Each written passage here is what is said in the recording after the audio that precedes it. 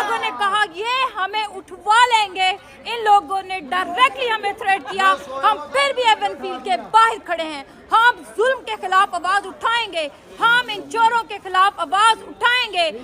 NRO 2 نامنظور، سرجریوں والی نانی نامنظور۔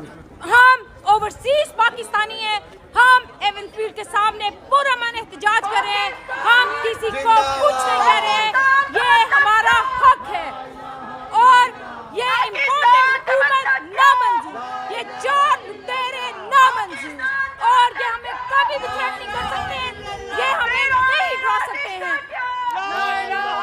تھینک یو سو مچ۔ پاکستان جاگ چکا ہے، ہم لوگ جاگ چکے ہیں، ایز اے اوورسیز پاکستانی ہم ظلم کے خلاف کھڑے ہوں گے آخری سانس۔ آپ دیکھ سکتی ہے کہ یوتھ نکلی ہوئی ہے اس شریف مافیا کے خلاف، جتنا مرضی یہ لوگوں کو رینٹ کرے یہ یوتھ کو نہیں خرید سکتی ہے، اور یوتھ آج کہتی ہے، ہم یہاں سب آج کہتی ہے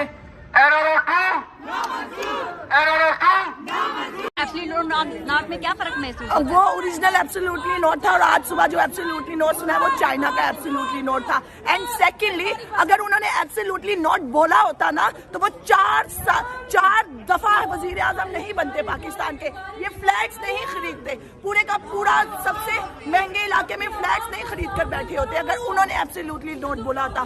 وہ غلام ہیں، صدیوں کے غلام ہیں، اور بس غلامی کر کر کے ہی حکومت کرتے ہیں اور کچھ بھی نہیں، اور اب بھی بس غلامی ہی کر رہے ہیں، کچھ نہیں کر رہے ہو۔ لیکن وہ کہتے ہیں میں بھی اپنی بیمار بیوی کو چھوڑ کے جیل میں گیا تھا، اپنی بیٹی کے ساتھ جیل میں گیا تھا، تو میں نے بھی بہت قربانیاں دی ہیں۔ کون سی قربانی بھائی؟ ماں کو تو تم نے تابوت میں بند کر کے بھیج دیا، کس نے منع کیا تھا پاکستان جانے سے؟ بیوی کو تم نے تابوت میں بند کر کر بھیج دیا، کس نے منع کیا تھا پاکستان جانے سے؟ کوئی قربانی نہیں دی، تمہیں کسی نے نہیں روکا پاکستان میں جانے سے۔ آتے جاتے ملتے اپنی بیٹی سے، اتنا پیار تھا بیٹی سے تو ابھی تو ملے نہیں۔ ابھی بیٹی آئی ہے ملنے کے لیے تو اس میں تو پرابلم تو نہیں ہونی چاہیے نا؟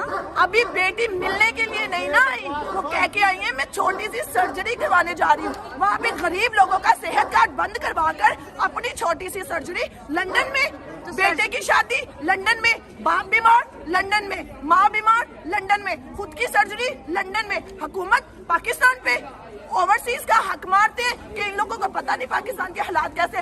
تم لوگ تو ہر وقت ادھر بیٹھے رہتے ہو، تمہیں پاکستان